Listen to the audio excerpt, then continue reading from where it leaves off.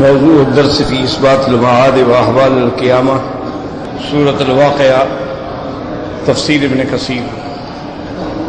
الحمد لله رب العالمين والصلاة والسلام على أشرف الأنبياء وسيد المرسلين سيدنا محمد وعلى آله وأصحابه أجمعين. اللهم صل على سيدنا محمد وعلى آل سيدنا محمد كما صليت على إبراهيم وعلى آل إبراهيم في العالمين إنك حميد مجيد. أعوذ بالله من الشيطان الرجيم. بسم الله الرحمن الرحيم. إذا وقعت الواقعة ليس لوقعتها كاذبة خافضة رافعة إذا رجت الأرض رجا وبست الجبال بسا فكانت هباء منبثا وكنتم أزواجا ثلاثة فأصحاب الميمنة ما أصحاب الميمنة وأصحاب المشأمة ما أصحاب المشأمة والسابقون السابقون أولئك المقربون في جنات النعيم. اللہ تبارک و تعالی نے کلام مقدس کی ان آیات مبارکہ میں سورۃ الواقعہ کا ارشاد فرمایا ہے. جیسا الحمدللہ ہم نے خلاصہ درس میں پڑھ لیا تھا کہ سورۃ الواقعہ جو ہے وہ مکی سورتوں میں ہے، لیکن 4 آیات ایسی ہیں جن کے بارے میں مفسرین فرماتے ہیں کہ وہ مدنیہ ہیں.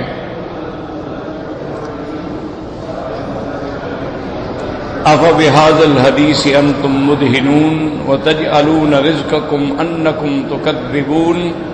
تو ان 4 آیات کے بارے میں مفسرین فرماتے ہیں کہ یہ آیات جو ہیں وہ مدنیہ ہیں، باقی ساری سورت جو ہے وہ مکیہ. بہرحال یہ سورت مبارک جو ہے اغلب اور اکثر حصہ اس کا جو ہے وہ مکیہ ہے، یعنی قبل ہجرت نازل.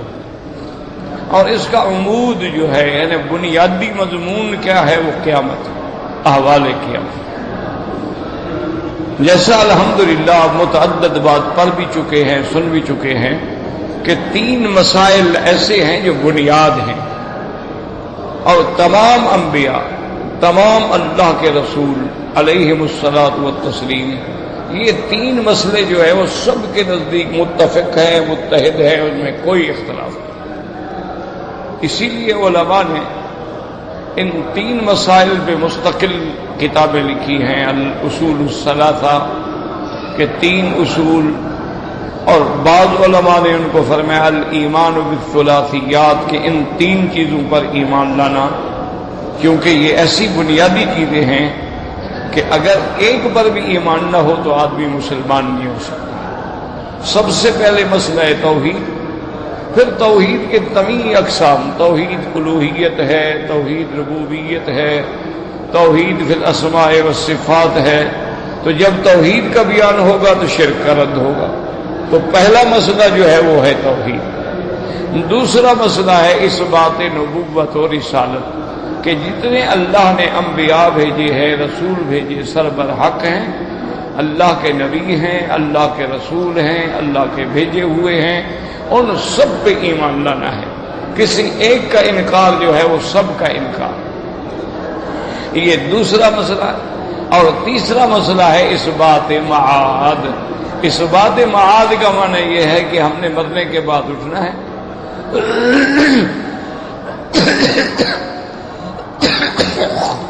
اور پھر اللہ کے حکم کے مطابق ہم نے میدان حشر میں جمع ہونا ہے. پھر وہاں ہمارے نامہ اعمال ملیں گے، حساب ہوگا، فیصلہ ہوگا.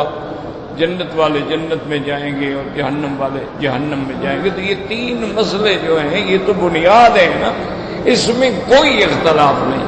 حضرت نوح علیہ السلام سے لے کر ہمارے آقا سیدنا محمد مصطفیٰ صلی اللہ علیہ وعلی آلہ واصحابہ وسلم تسلیما کثیرا کثیرا تک کوئی اختلاف، یہ بنیاد۔ ہاں آگے احکام میں اختلاف ہوتا ہے، شرائع میں اختلاف ہوتا ہے۔ جیسے موسیٰ علیہ السلام پر کی آپ کی امت پہ 3 نمازیں فرض تھیں، اللہ نے ہمیں 5 دے دی۔ بعض انبیاء کے لیے 10 روزے تھے، ہمارے لیے اللہ نے 1 مہینے کا روزہ رکھا۔ تو یہ اختلافات تو ہوتے ہیں۔ بعض شریعت میں یہ تھا کہ اگر کپڑے کو پلیدی لگ جائے تو کپڑا کاٹنا پڑتا تھا، اللہ نے ہمارے لیے آسانی کر دی کہ کپڑا دھو ڈالو، بس ٹھیک ہے، وہ پاک ہو گیا۔ اسی طرح پہلی شریعتوں میں جب تک آدمی مسجد میں نماز نہیں پڑھتا، نماز نہیں ہوتی۔ اللہ تبارک و تعالیٰ نے حضور صلی اللہ علیہ وسلم کی امت کے لیے پوری زمین کو مسجد بنا دیا۔ تو یہ احکام میں فرق ہوتا ہے، اختلاف ہوتا ہے، حالات کے مطابق ہوتا رہتا ہے۔ اس کی بزرگوں نے، اللہ والوں نے ایک مثال دی ہے، یوں سمجھ لیں۔ وہ کہتے ہیں کہ دیکھیں بچہ پیدا ہوتا ہے، آپ نے اس کے لیے کپڑے بنانے ہیں، تو اب اس کپڑا کتنا اس پر لگے گا؟ وہ 1 روبو میٹر بھی نہیں لگے گا۔ پھر وہ 1 سال کا ہو گیا تو کپڑا کچھ اور زیادہ لگے، پھر وہ 2 سال کا ہو گیا، کپڑا اور بڑھتا چلا گیا، پھر وہ 4 سال کا ہو گیا، 6 سال کا ہو گیا، کپڑے جو بڑھ رہے ہیں۔ اور جب وہ 18 سال کا مکمل عقل والا بن گیا تو اب اس کے بعد جو لباس کی ایک حیت ہے وہی رہے گی، پھر نہ بڑھے گا نہ گھٹے گا۔ تو اس لیے علماء نے فرمایا کہ جب ابتدائی شریعت تھی تو وہ بھی آہستہ آہستہ آہستہ آہستہ آہستہ بڑھتی رہی اور محمد مصطفیٰ پہ آ کے ختم ہو گئی علیہ الصلاۃ والتسلیم۔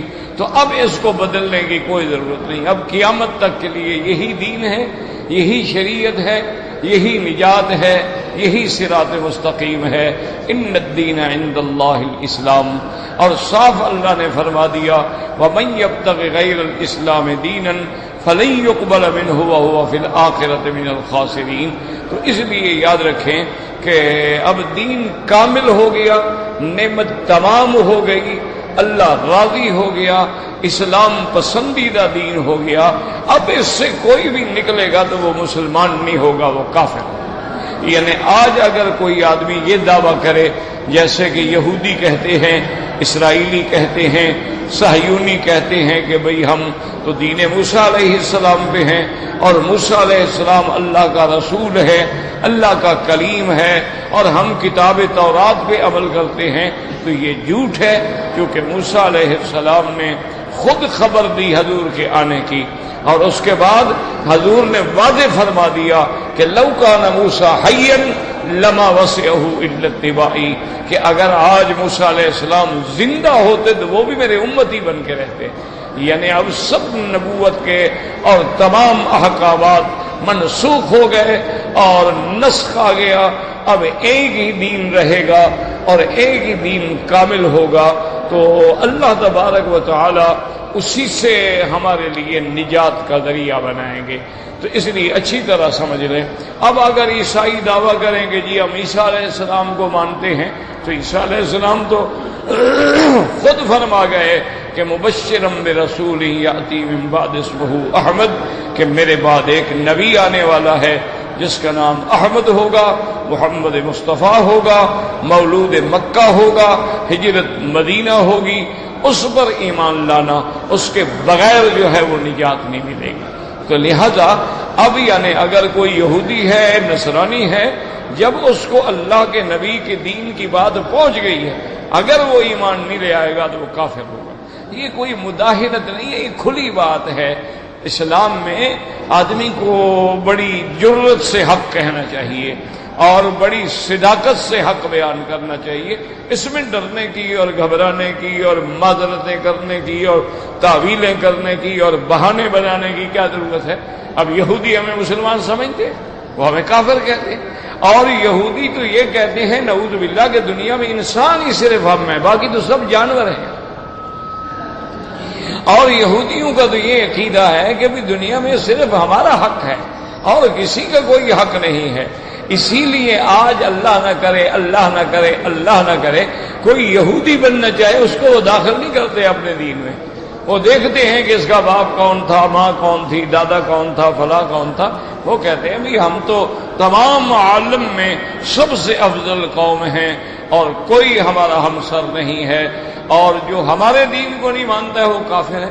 تو اگر یہودی ہمیں کافر کہتا ہے، اگر نصرانی ہمیں کافر کہتا ہے، اگر وثنی ہمیں کافر کہتا ہے، اگر ہندو ہمیں کافر کہتا ہے، تو ہمیں ڈرنے کی اور معذرتیں کرنے کی اور بڑے گول مول جواب دینے کی کیا ضرورت ہے؟ کھل کے بات کریں گے. قل یا ایھا الکافرون لا اعبد ما تعبدون ولا انتم عابدون ما اعبد ولا انا عابد ما عبدتم ولا انتم عابدون ما اعبد لکم دینکم ولی دین.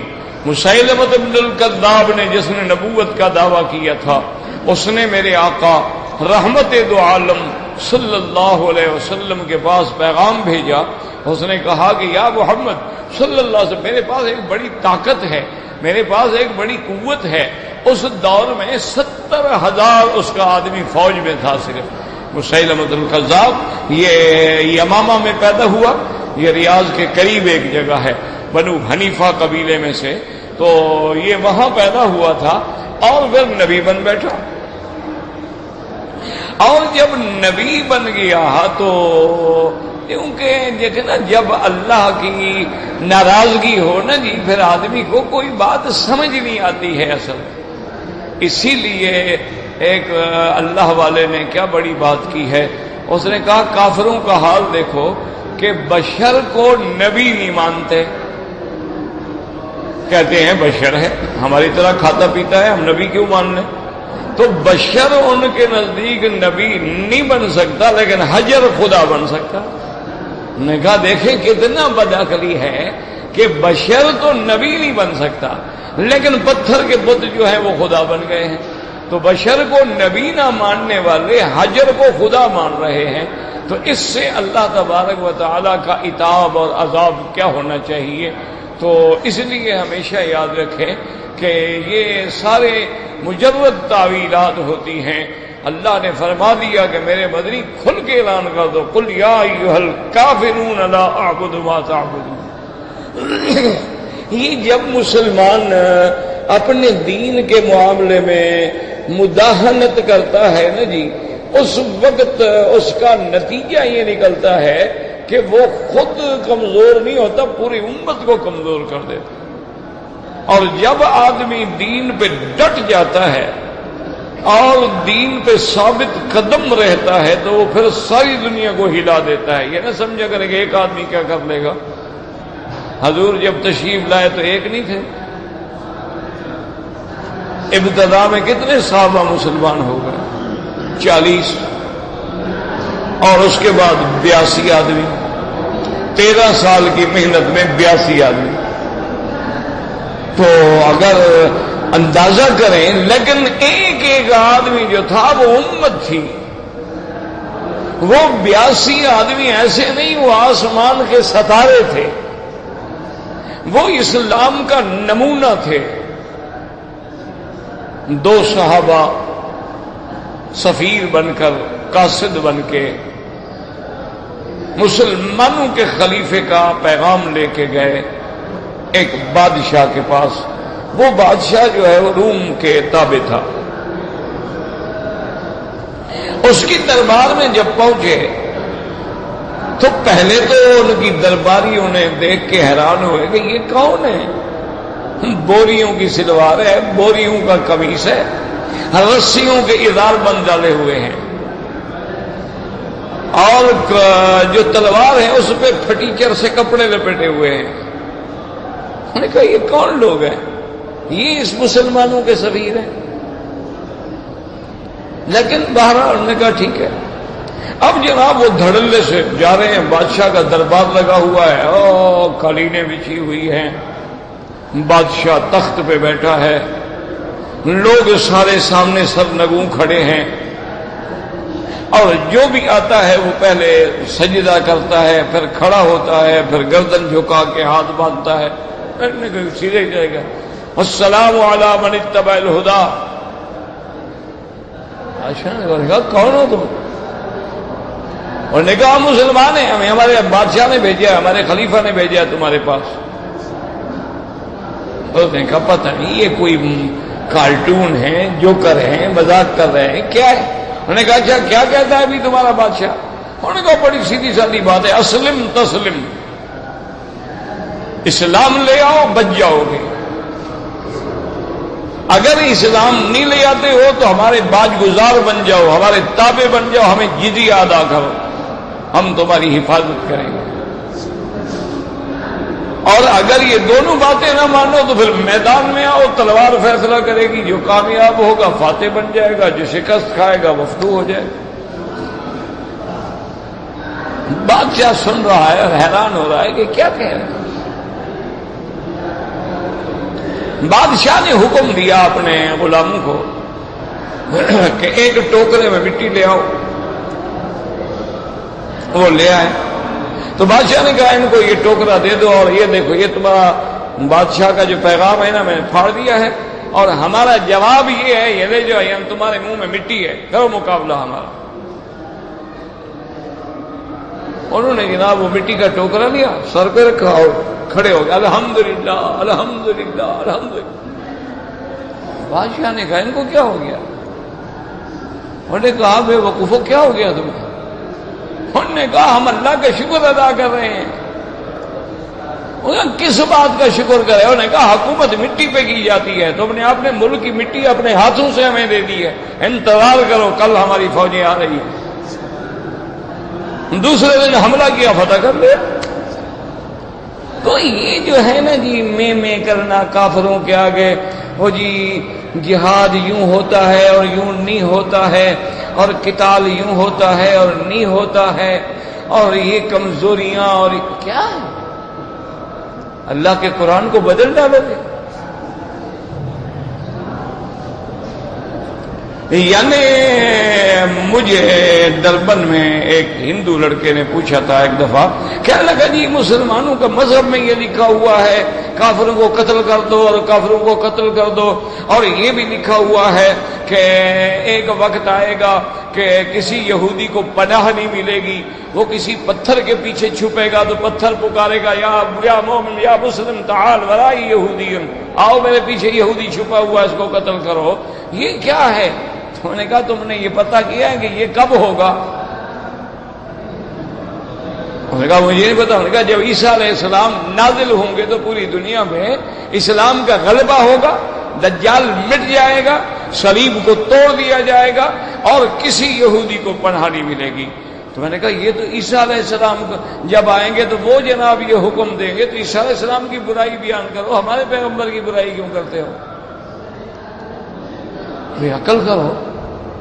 تو یہ تو عیسیٰ علیہ السلام کریں گے. اس لیے اس میں جب دین میں مداہنت آ جاتی ہے نا، پھر دین کی بات کبھی اثر ہی نہیں کرتی. اب دیکھو نا جی کہ مثلا ایک جماعت ہے جو قبروں پہ سجدہ کرتی ہے، باقاعدہ قبروں پہ چادریں چڑھاتی ہے، پھول چڑھاتی ہے، طواف کرتی ہے، ہاتھ باندھ کے کھڑی ہوتی ہے، الٹے پاؤں چلتی ہے، ان کو باقاعدہ نام لے کے مانگتی ہے ان سے. تو اب بھی آپ مسئلے پوچھتے رہیں، او جی محبت میں ایسا کر رہے ہیں، وہ تو خدا کو مانتے ہیں، بس ان کو وسیلہ بنا رہے ہیں. اس میں وسیلہ کہاں ہے؟ وہ تو کہتے ہیں یا شیخ عبد القادر جیلانی شیئا للہ، عبد القادر جیلانی اللہ کے لیے مجھے دو. اس میں کون سا واسطہ وسیلہ ہے بھائی؟ وہ تو سیدھا عبد القادر جیلانی سے مانگ رہا ہے. وہ تو کہتا ہے مدد کن یا معین الدین چشتی، بغل دابے بلا افتاد کشتی، کہ میری کشتی سمندر کے طوفان میں آ پھنسی ہے، مدد کرو معین الدین، میری کشتی کو نکالو. وہ تو اس سے براہ راست مانگ رہا ہے. تو اس لیے جب آپ اللہ کے قرآن کو پڑھیں گے وَمَن أَضَلُّ مِمَّن يَدْعُو مِن دُونِ اللَّهِ، ان سے بڑا گمراہ کون ہے جو اللہ کے سوا کسی غیر کو پکارے، اللہ کے سوا کسی غیر سے مانگے. اللہ کے سوا کسی غیر کی نظر نیاز دے۔ اب دیکھیں سیدنا ابراہیم کیا فرماتے ہیں؟ آپ فرماتے ہیں الذی خلقنی فہو یہدین، وہ رب جس نے مجھے پیدا کیا وہی مجھے راستہ دکھائیں گے۔ اور حضرت ابراہیم علیہ السلام کتنی کھل کے بات کریں، وَالَّذِي يُطْعِمُنِي وَيَسْقِينِ، مجھے کھلاتے بھی وہ ہیں مجھے پلاتے بھی وہ ہیں، وَإِذَا مَرِضْتُ فَهُوَ يَشْفِينِ، اور جب میں بیمار ہوتا ہوں تو شفا بھی وہ دیتے ہیں، اور ثُمَّ يُمِيتُنِي ثُمَّ يُحْيِينِ، پھر مجھے موت دیں گے، موت کے بعد مجھے اٹھائیں گے، اور اسی پہ مجھے امید ہے کہ میری اوپر رحم فرمائیں گے اور مغفرت فرمائیں گے۔ یعنی ہر چیز دینے والا کون ہے؟ کھل کے بات کرو۔ اسی لیے ابراہیم نے اذ قال ابراہیم لأبیہ وقومہ ما تعبدون، کھل کے بات کرو۔ جب سے تم نے یہ گول مول کسے کیے ہوئے نا کہ شوگر کوٹڈ گولیاں بنائی ہوئی ہیں، اور میٹھی میٹھی بات کرو جی، کڑوی بات نہ کرو جی، سب کو ملا کے چلو جی، سب کو بنا کے، وہ سب کو ملا کے تو لوگ پیغمبروں کے ساتھ نہیں چلے، تمہارے ساتھ کہاں چلیں گے؟ حضور پاک کے ساتھ سارے مکے والے چل پڑے۔ تو اب جناب دیکھیں کون سی کھلی سی بات ہے کہ اذ قال ابراہیم، اپنے ابا سے بھی اپنی قوم سے بھی کہ یہ کیا تم عبادت کر رہے ہو؟ هل يسمعونكم اذ تدعون، جب تم ان کو پکارتے ہو کیا تمہاری پکار سنتے ہیں، تمہیں جواب دیتے ہیں؟ او ينفعونكم او يضرون، یہ تمہیں کوئی نفع دیتے ہیں، تمہیں کوئی نقصان دیتے ہیں؟ اب کیا ہے، کیا جواب دیا کافر نے کہ جی دیتے ہیں؟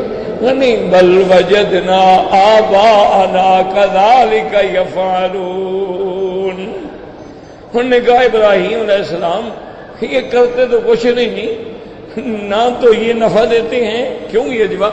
بس ہمارے باپ دادا جو ایسے کرتے تھے ہم بھی باپ دادا کی دیکھا دیکھی کر رہے ہیں، وہ بھی مزاروں پہ اٹے گھٹے چڑھاتے تھے ہم بھی چڑھا رہے ہیں، وہ بھی مزاروں پہ جا کے دھمال کھیلتے تھے ہم بھی کھیل رہے ہیں، وہ بھی عرس مناتے تھے ہم بھی منا رہے ہیں، وہ بھی چادریں چڑھاتے تھے ہم بھی چڑھا رہے ہیں، ورنہ یہ کچھ نفع نقصان تو نہیں دیتے۔ اب جناب دیکھیں ابراہیم علیہ السلام کیا کہتے ہیں، فرمایا یاد رکھو تم بھی اور تمہارے باپ بھی گمراہی میں پڑے ہوئے ہو۔ کس کو پکار رہے ہو ظالمو؟ اپنے ہاتھوں سے بنائے ہوئے خدا بن گئے۔ اپنے باپ سے کیسے بات کریں؟ یا ابت لم تعبد، ہمارے لوگ ہیں جی وہ جناب دیکھو نا اسلام میں تو بڑی مساوات ہے، بڑی عدل ہے اور بڑی رحمت ہے، تو اسلام یہ بھی کہتا ہے کہ کافر کو مسلمان بنا لو۔ اسلام یہ کہتا ہے مسلمان کو کافر سمجھو، کافر کو، یہ کیا مساوات کی بات ہے؟ دیکھو باپ ہے لیکن کیسی کھلی بات ہے، یا ابتی، ہے میرے ابا، لم تعبد ما لا يسمع ولا يبصر ولا یغنی عنک شیئا، یہ اللہ کا قرآن ہے، یہ کتابیں نہیں، یہ ہیر رانجھا نہیں جناب، یہ کسی پیر کا دیوان نہیں، قرآن ہے قرآن، کہ ابا جان تم کیوں اس کی عبادت کر رہے ہو؟ نہ سنتے ہیں نہ دیکھتے ہیں، تمہیں نہ نفع دیتے ہیں نہ نقصان دیتے ہیں، کیا کر رہے ہو؟ اور یاد رکھو اللہ نے مجھے علم دیا ہے، اس علم سے میں دیکھ رہا ہوں کہ تم شیطان کے راستے پہ چل رہے ہو۔ انہوں نے کہا ابراہیم میں تمہیں ماروں گا، پتھر مار مار کے مار دوں گا، نکال دوں گا، فرمایا سب کچھ قبول ہے، توحید نہیں چھوڑ سکتا، گھر چھوڑ دوں گا، ٹھیک ہے بول، اور کہا ابا جان جب تک میری زندگی ہے میں تمہارے لیے بخشش بھی مانگوں گا، لیکن جب آزر مر گئے اللہ نے فرمایا ابراہیم اب نہ مانگنا، بس جو کفر پہ مر گیا وہ جہنم میں جائے گا کوئی بھی ہو۔ تو کھلی بات کرو، صاف بات کرو۔ ابتدا میں تکلیف ضرور ہوتی ہے، لیکن جب تم حق بیان کرو گے تو حق ماننے والے بھی پیدا ہوتے جاتے ہیں۔ میں اکیلا چلا تھا جانب منزل، مگر لوگ یوں ملتے گئے اور کارواں بنتا گیا، لیکن شرط یہ ہے کہ دین میں مداہنت نہ کرو، کھل کے بات کرو۔ اب جناب دیکھیں کہ یہ سورت مبارک جو ہے اذا وقعت الواقعہ، یاد رکھو واقعہ جو ہے علماء نے فرمایا یہ اسم ہے من اسماء القیامہ، یہ قیامت کے ناموں میں ایک نام ہے۔ جیسے اللہ پاک نے فرمایا واقعہ، اللہ نے فرمایا القارعۃ ما القارعۃ وما ادراک ما القارعۃ، اور اللہ پاک نے فرمایا الحاقۃ ما الحاقۃ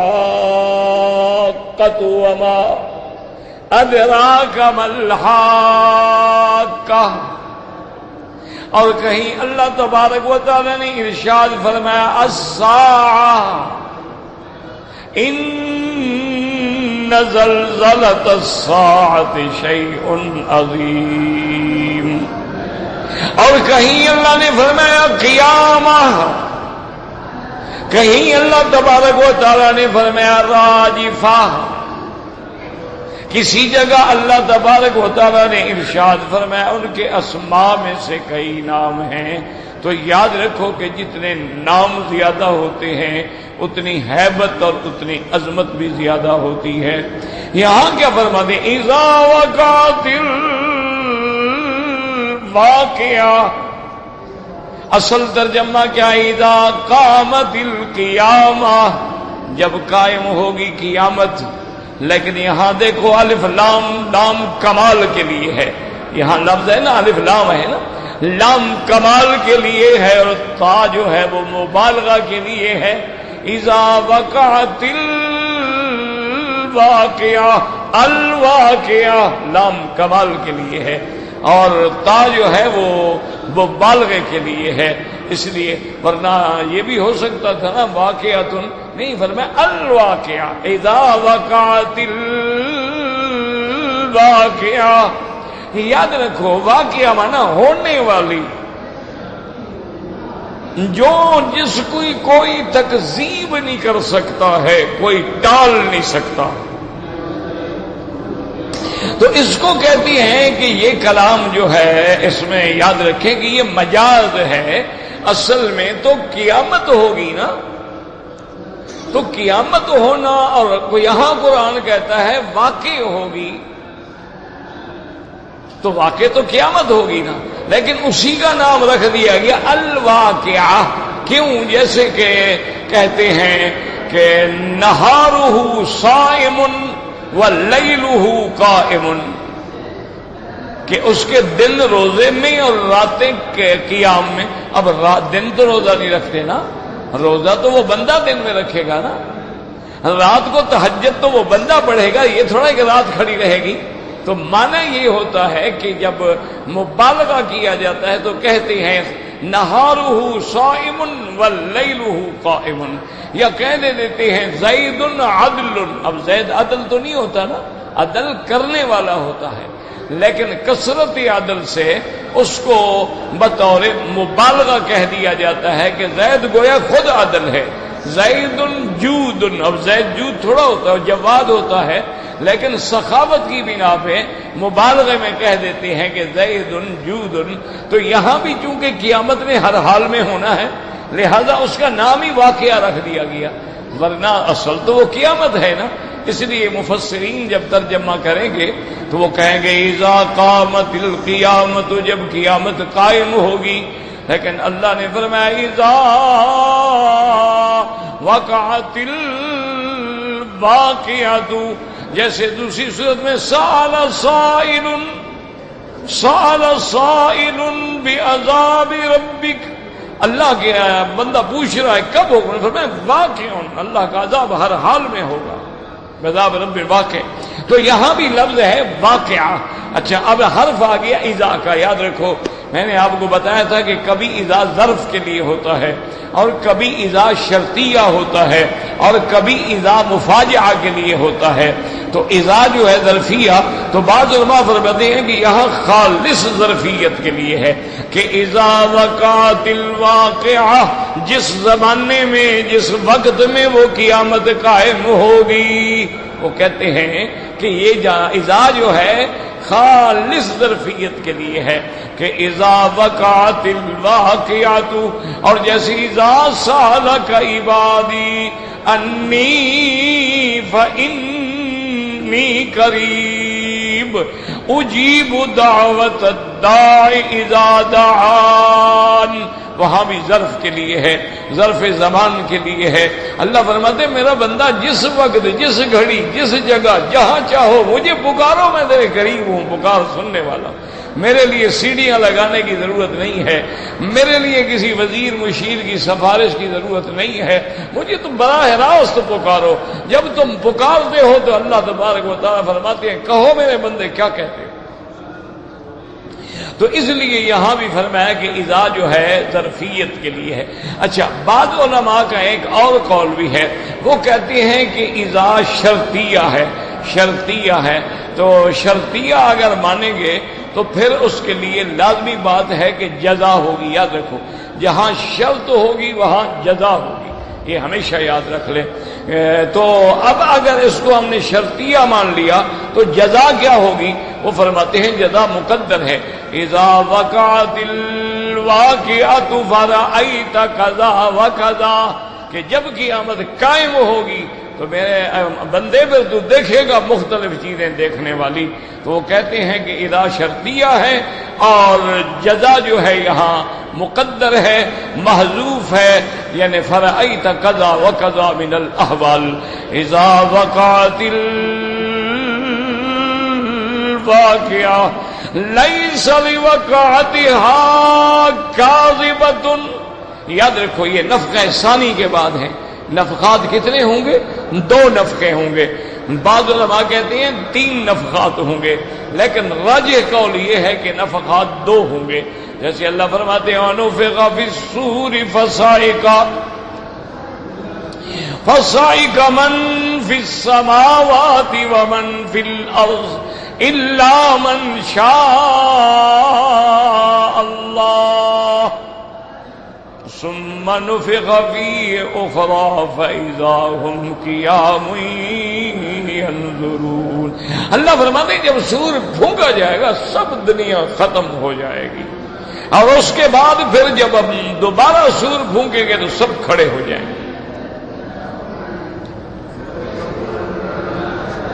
یاد رکھو یہ سور جو ہے یہ حقیقتاً ہے، یعنی یہ کوئی تشبیہ نہیں ہے، باقاعدہ حدیث مبارک میں آتا ہے کہ یہ سور جو ہے ایسے ہیں جیسے قرن ہوتا ہے، سینگ ہوتا ہے، اور اس میں اسقاب ہیں، سوراخ ہیں، اور حضور سرکار دو جہاں رحمت دو جہاں صلی اللہ علیہ وسلم نے فرمایا، ایک دفعہ صحابہ نے عرض کیا کہ یا رسول اللہ اب اللہ نے ہمیں مال دیا ہے، ملک فتح ہو گئے ہیں، دنیا کے بادشاہ آتے ہیں، وفد آتے ہیں، اور آپ کے کپڑے مبارک پرانے ہوتے ہیں، ہمارا دل کرتا ہے کہ آپ کے لیے ایک جوڑا تو اچھا بنا ہوا ہو کہ جب کوئی بادشاہ آئے یا ملنے والا آئے یا کوئی وفد آئے تو آپ اچھے لباس پہنیں۔ حضور صلی اللہ علیہ وسلم نے فرمایا اپنے صحابہ سے کہ اے میرے صحابہ کیا کہہ رہے ہو؟ اللہ تعالی کے حکم سے فرشتے نے واضع فاہ رافع بصرہ الی السماء متی یؤمر ینفخ، اللہ کے فرشتے نے اس سور پہ منہ رکھا ہوا ہے اور آنکھیں اوپر اٹھی ہوئی ہیں، انتظار کر رہا ہے کہ کب حکم ہو تو میں پھونکوں، تو قیامت قائم ہو جائے گی، ہمیں لباس کی کیا ضرورت ہے؟ ہمارے لیے لباس کی کیا ضرورت ہے؟ تو اللہ جانے ہمیں مہلت ملتی بھی ہے لباس پہننے کی کہ نہیں پہننے کی، چھوڑو جو ہے وہ ٹھیک ہے۔ اسی لیے سیدنا ابی بکر الصدیق رضی اللہ تعالی عنہ خلیفۃ رسول اللہ بلا فصل بالتحقیق وزیر النبی المصطفیٰ صاحب الغار والبزار رضی اللہ عنہ، جب موت کا وقت آیا تو آپ نے وصیت کی کہ میری جو مستعمل پرانی چادریں ہیں اسی میں مجھے دفن دے دینا، اسی میں کفن پہنا دینا۔ تو ساتھیوں نے بھی، گھر والوں نے بھی کہا کہ الحمدللہ اللہ نے سب کچھ دیا ہے، تو کفن کے لیے ہم نئی چادریں کیوں نہ استعمال کریں؟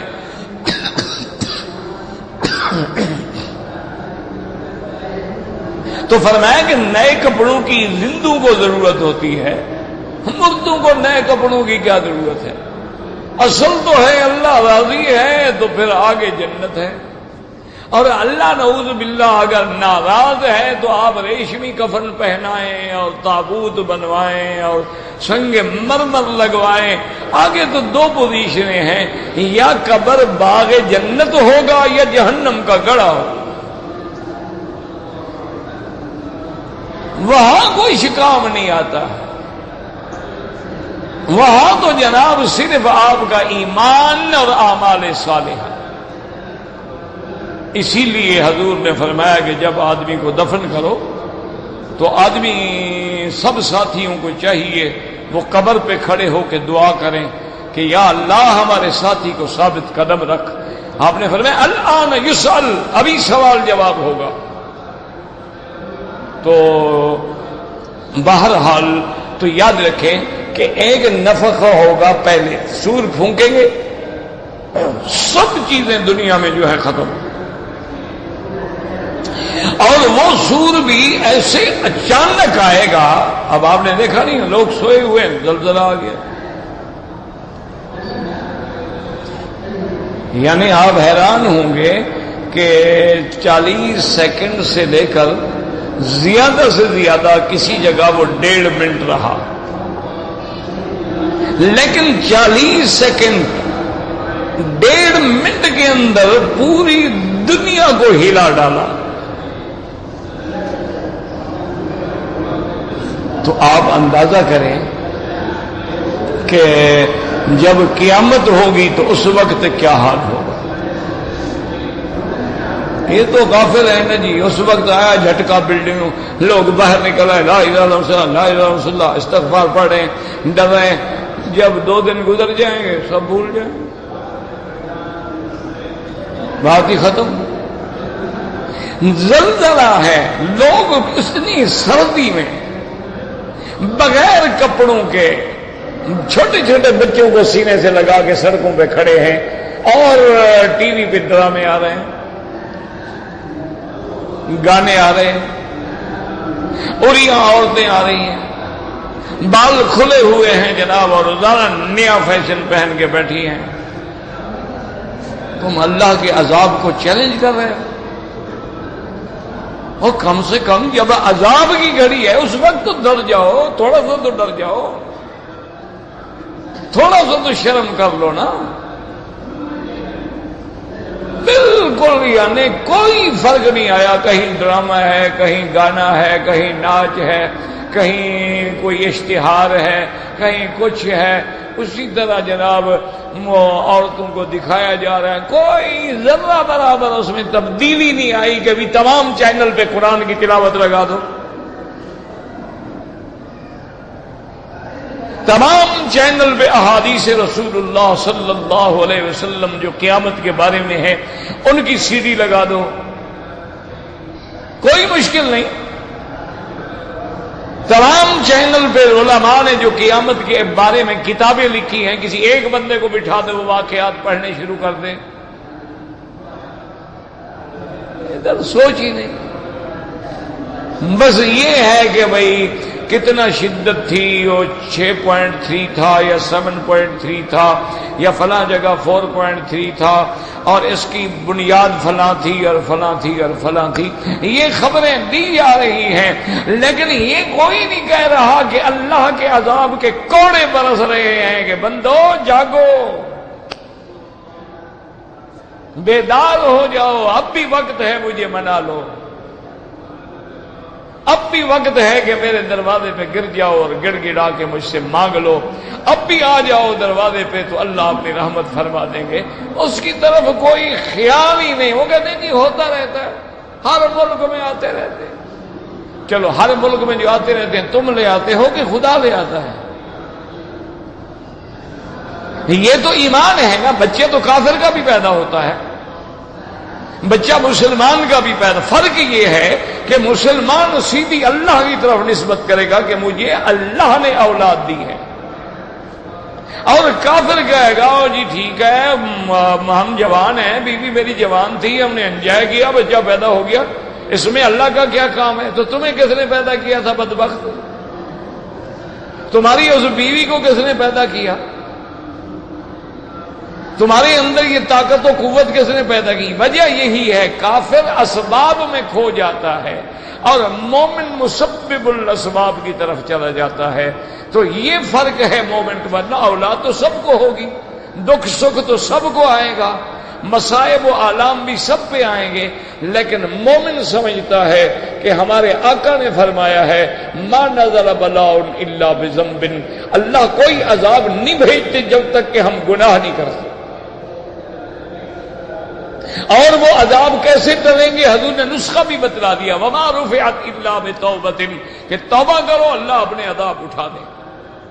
تو یاد رکھیں کہ اذا وقعت الواقعہ کا تعلق جو ہے یہ نفخہ اول سے نہیں، نفخہ ثانیہ سے ہے۔ نفخہ اول میں تو سب مٹ جائے گا نا، نفخہ ثانیہ میں سب کھڑے ہوں گے۔ نفخ فی الصور فصعق من فی السماوات ومن فی الارض الا من شاء اللہ ثم نفخ فیہ اخری فاذا هم قیام ینظرون۔ تو یہ جو ہم پڑھ رہے ہیں اذا وقعت الواقعۃ لیس لوقعتها کاذبۃ، اللہ نے فرمایا اب اس کے ہو چکنے کو کوئی جھٹلا نہیں سکتا ہے۔ دنیا میں تو کہہ دیتے تھے میاں کہاں ہے قیامت، کہاں ہے جنت، کہاں ہے دوزخ، لیکن اب جب قیامت ہو گئی، اب جب جنت جہنم سامنے آ گئی، ہر چیز آنکھوں کے سامنے ہوگی، تو اللہ کے حکم سے فرشتے کہیں گے اے کافرو ہذہ جہنم التی کنتم بہا تکذبون، دیکھ لو یہ ہے وہ جہنم جس کو تم نہیں مانتے تھے۔ اور قرآن دوسری جگہ کہتا ہے افسحر ھذا ام انتم لا تبصرون، کیا یہ جادو کی جنت جہنم ہے؟ دیکھ لو اچھی طرح۔ اس لیے اللہ فرماتے ہیں قیامت ہوگی اور کوئی اس کو ٹال نہیں سکتا ہے، لیس لوقعتها کاذبۃ، کوئی اس کے ہونے کو روک نہیں سکتا ہے، ٹال نہیں سکتا ہے۔ اور بعض علماء نے فرمایا لیس لوقعتها کاذبۃ، اس کے ہونے کو کوئی جھٹلا نہیں سکتا ہے۔ الجنت حق، اس لیے میرے مدنی جب صبح اٹھتے تو آسمان کی طرف فرماتی اللہم انت الحق ووعدک الحق ولقاؤک حق والجنت حق لا حول ولا قوة الا باللہ العلی العظیم والنار حق۔ تو دعا کریں اللہ تبارک و تعالی تمام عالم اسلام سے اپنے عذاب رفع فرما دے، اللہ تبارک و تعالی ہمیں ہمارے گناہوں کی سزا نہ دے بلکہ رحمت اور کرم کا معاملہ فرمائیں، اور جتنے زندہ ہیں ہدایت عطا فرمائیں، اور جب موت کی گھڑی آئے زبان پہ جاری کر دیں لا الہ الا اللہ محمد الرسول اللہ۔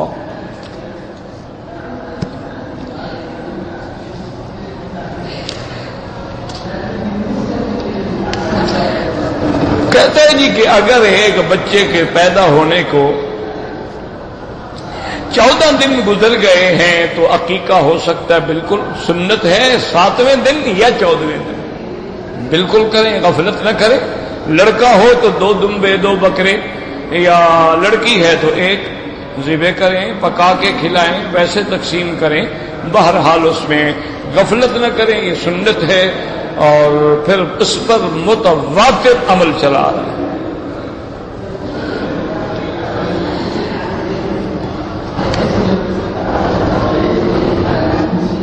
کہتے ہیں جی کہ اگر ایک آدمی نے اپنی بیوی سے جماع کیا یا رات کو سویا ہوا تھا، اس کو احتلام ہو گیا، تو جو کپڑے پہنے ہوئے ہیں وہ سارے پلید ہو جائیں گے؟ بالکل نہیں، کوئی بھی پلید نہیں ہوگا، جہاں تک وہ جس جگہ پر منی لگی ہے اسی کو دھونا، باقی کپڑے تو پلید نہیں ہوتے۔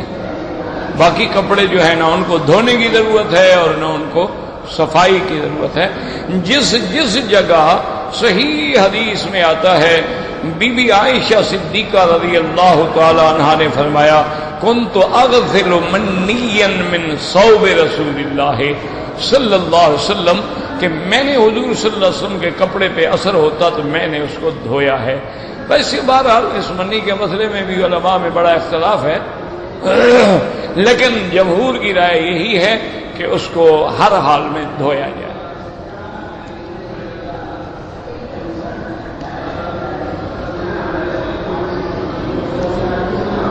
کہتے ہیں جی کہ میری نوکری ہے، نوکری کی وجہ سے مجھے بار بار طائف جانا ہوتا ہے، واپس آنا ہوتا ہے، آپ کے لیے احرام باندھنا ضروری نہیں ہے، کیونکہ جو آدمی بار بار میقات سے گزرتا ہے اس کے لیے روز ہر وقت کیسے احرام باندھے اور عمرہ کرے؟ لا یکلف اللہ نفسا الا وسعها، انسان کو اللہ اس کی طاقت سے زیادہ کی تکلیف نہیں دیتے ہیں کہ جو برداشت ہی نہ کر سکے۔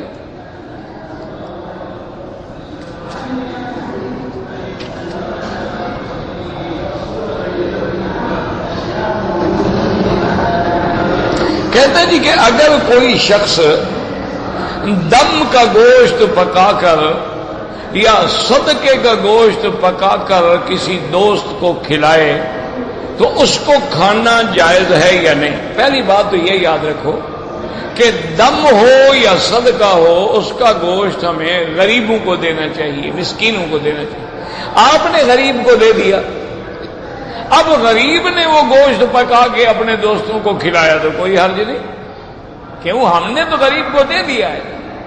اب آگے وہ غریب اپنے منشے سے اپنے دوستوں کو کھلا رہا ہے، جیسے کہ صحیح حدیث مبارک میں ہے، ایک دفعہ حضور صلی اللہ علیہ وسلم اپنی ایک اہلیہ کے گھر میں تشریف لائے اور وہاں دیکھا کہ گوشت پک رہا تھا، لیکن جب حضور کے سامنے کھانا رکھا گیا تو گوشت نہیں لائے،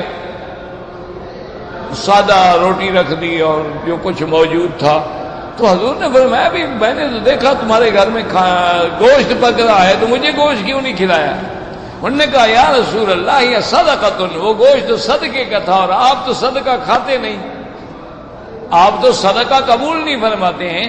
تو آپ نے بیوی سے فرمایا عجیب بات ہے، لک صدقۃ ولی ہدیۃ، صدقہ تمہارے لیے تھا، تم تو مجھے ہدیہ کرو گی نا، تم تو مجھے صدقہ نہیں کر رہی ہو نا، صدقہ تھا اور تمہیں دے گئے، ٹھیک ہے، اب وہ تمہارا ملک ہو گیا، تم جو مجھے دے رہی ہو تم تو خیرات نہیں کر رہی ہو نا، تم تو مجھے بطور ہدیہ دے رہی ہو۔ تو لہذا اس سے مسئلہ ثابت ہو گیا کہ اگر کسی غریب کو کسی نے گوشت دیا ہے، اس نے کسی اپنے بڑے آدمی کو کھلا دیا، کوئی بات نہیں، کوئی حرج نہیں، دینے والے نے تو غریب کو دیا تھا، اب غریب کو نے آگے دوستوں کو کھلایا تو کوئی منع نہیں ہے۔ واللہ اعلم۔ ربنا تقبل منا انك انت السميع العليم وتب علينا انك انت التواب الرحيم۔ یا اللہ یا اللہ یا اللہ یا رحمان یا رحیم یا حی یا قیوم یا ذا الجلال والاکرام یا الہی الہنا الہ کل شیء الہا واحدا لا الہ الا انت اللہم انت المیسر لکل اسیر وانت علی کل شیء قدیر۔ اللہم یسر امورنا وامور اولادنا واولاد اولادنا واخواننا وبناتنا واصحابنا وامور من اوصانا واستوصانا وامور المسلمین برحمتک یا ارحم الراحمین، برحمتک یا ارحم الراحمین، یا ارحم الراحمین۔ دعا کریں اللہ پاکستان سے عذاب رفع فرما دے، یا اللہ پاکستان سے عذاب رفع فرما، یا اللہ پاکستان سے زلازل کا، سیلاب کا، قتل کا، مہنگائی کا عذاب رفع فرما۔ یا اللہ مسلمان جس ملک میں ہیں، ہندوستان میں ہیں، بنگلہ دیش میں ہیں، عرب میں ہیں، عجم میں ہیں، ان کی جان، مال، آبرو، عزت کی حفاظت فرما۔ یا اللہ تیرے بندے ہیں، تیری مخلوق ہے، اس سردیوں میں بغیر کپڑوں کے ٹھٹھر رہے ہیں، یا اللہ بھوکے مر رہے ہیں، یا اللہ اپنے بچے بیچ رہے ہیں، یا الہ العالمین ان کی تڑپنے پہ کوئی آنکھ آنسو بہانے والی نہیں ہے۔ میرا اللہ معافی عطا فرما دے، میرا اللہ معافی عطا فرما دے، میرا اللہ رحمت کے فیصلے فرما دے، میرا اللہ رحمت کا فیصلہ فرما، اپنے کرم کا فیصلہ فرما۔ اللہم انصر الاسلام والمسلمین، اللہم انصر الاسلام والمسلمین واحم حوزة الدین، اللہم احفظ سائر بلاد المسلمین وهذا البلد الامین فاجعلها آمنا مطمئنا سخاء رخاء الى يوم الدین برحمتک یا ارحم الراحمین۔ وصلی اللہ تعالی علی خیر خلقہ سیدنا محمد وعلی آلہ وصحبہ اجمعین۔